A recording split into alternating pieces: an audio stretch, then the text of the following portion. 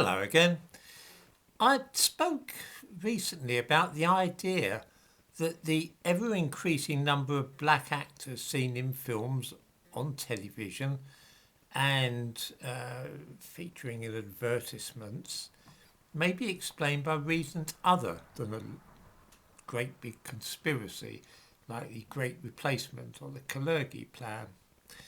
I have an idea that the same may be said of immigration to Europe and North America. First, I must crave your indulgence for a little personal reminiscence. 50 or 60 years ago, people living in all the countries of the world tended to be born, grow to maturity, and then die in the same country. Sometimes there were wars, of course, and these were one reason that people, mainly men, travelled across the world. But apart from that, most people didn't even visit other countries for holidays. Passing through a British airport in those days was a highly personal experience, with a customs officer eyeing you up and down and asking, "Have you read this notice, sir? Do you have anything to declare?" Then he might require you perhaps to open your suitcase. There were so few people passing through customs halls in those days that it was a leisurely and personal business. Foreigners were viewed with a certain degree of suspicion, of course, and they were likely to be stopped and asked about their reasons for visiting the country. Of course, at the time of which I'm speaking, very few people in Britain ever left their country, unless they were going to fight in a world war. Holidays usually meant a week or two at a British seaside resort like Cleethorpes or Blackpool. People just didn't travel that much from country to country. Things are now very different. Before the pandemic, Europeans were always travelling to countries other than their own, and so were Africans and people from the Middle East and the Indian subcontinent.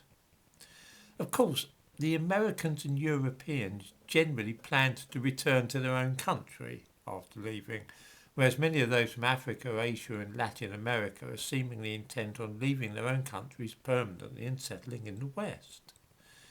This is globalisation, and for people of my age, very unsettling it is too. I want things to be the way they were when I was a boy, and I can't bear seeing all these changes in population, culture and lifestyle. Many people in Britain and America feel the same way, I think. The thing is, this sort of thing goes in waves and always has done. There are times when no one's going much to any other countries, and there's other times when suddenly everyone seems to be rushing about like that. I said that people from Britain usually went away from their own country intending to return, unlike the large number of refugees and asylum seekers who arrive here hoping to stay for good in Britain. But there was an exception to that. This was when British people went off to the colonies to seek their fortunes.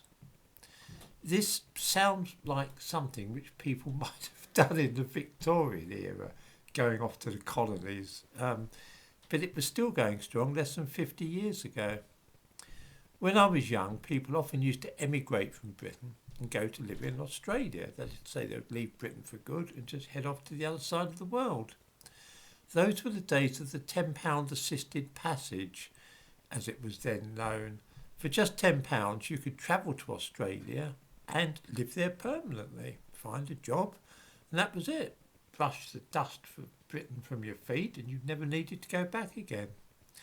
This scheme didn't end until 1972, and a huge number of people took advantage of it. In 1969, for instance, over 80,000 people left Britain and went to live in Australia. Coincidentally, that same year, over 50,000 people entered Britain from India, Pakistan and the Caribbean, hoping again to stay permanently in Britain. So the million or so British people who left their country to live in Australia in the 25 years following the end of the Second World War were balanced by a similar number entering Britain from the colonies. Swings and roundabouts, as you might say. When these large-scale movements of population are taking place, it can be disconcerting and creates unease amongst those people who wish things to remain the same. I'm one of those people, and I don't want to see any changes in Britain caused by a lot of people coming from abroad. Personally, I hope that globalisation is just a passing fad, and that after a while things will settle down and be the way they were when I was younger. But I honestly don't know how likely that is.